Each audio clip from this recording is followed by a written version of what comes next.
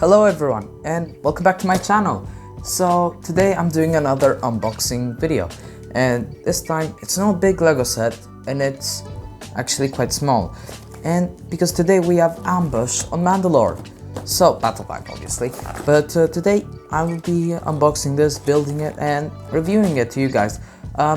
Yeah, you might be asking, well, again, this set came out a long time ago, why am I building it now? Well, it's because I thought of it just being small, that I had bigger sets, but today I feel like actually it's time to build this since I really want those Imperial Commandos, the white ones.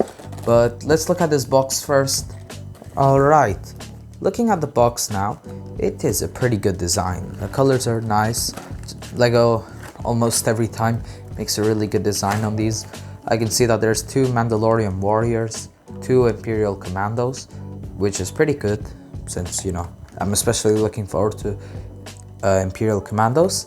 Next up we can see the build. It's pretty, well, I bet it's going to be about the same size as the actual picture, something like that. So, the mechanisms. We have a stud shooter there, which has the little hanger tripod thing. Pretty cool. Next up we have a box, which I bet you it's going to have explosives in it.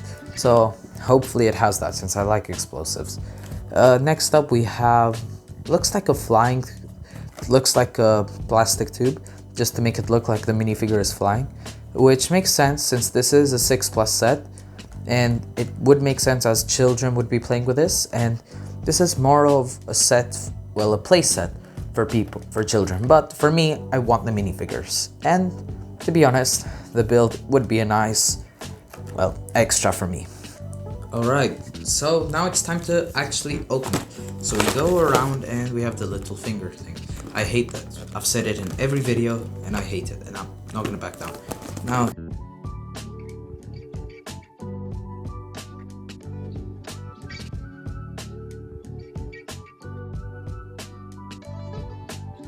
so I think it's time I speed up the video and start building it.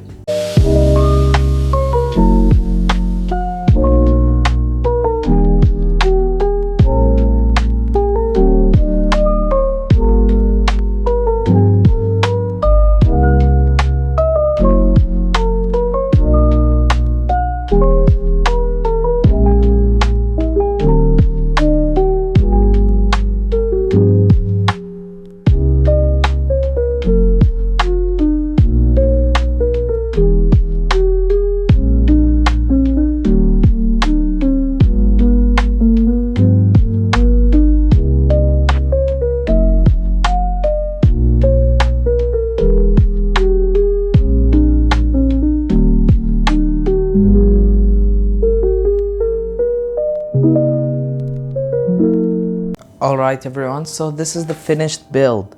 Honestly, pretty good looking set.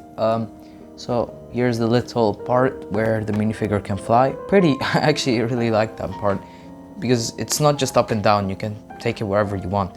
So I think that's pretty cool. And as I said earlier, I was right, there is a bomb in there. Beautiful. Actually, there's another spare one over here, so I'll just, why not? 2 bombs is better than 1. Next up, we can see the minifigures there. I'll go into deeper on the minifigures in a bit. Looking at this, there's the little stud shooter box, the actual build. But let's go into depth about the entire set. Looking at our first minifigure, which is actually one of the Mandalorian warriors. What I like about this is that actually both of the Mandalorian warriors have different torsos, which I think is pretty cool. Different helmet designs as well. No face underneath, but I do like that they did actually include the jetpack, and they added well, another visor piece, just if you didn't want the rangefinder. This is a solid, probably 8.5 out of 10 of a minifigure, only because it doesn't have arm printing, and it doesn't have a face, but otherwise it's a pretty solid figure. So this is the next Mandalorian warrior minifigure. Honestly, this one, not much anything different to say. Like both of them have, well, nothing underneath. But anyways, this one's also pretty solid. He has pretty good printing. They both got the same blaster, which is pretty nice. No arm printing as well.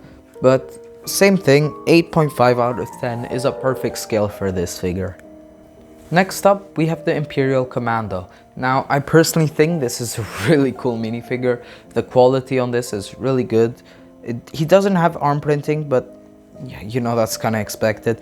At least they gave us a new type of jetpack for this minifigure. The helmet design is pretty good.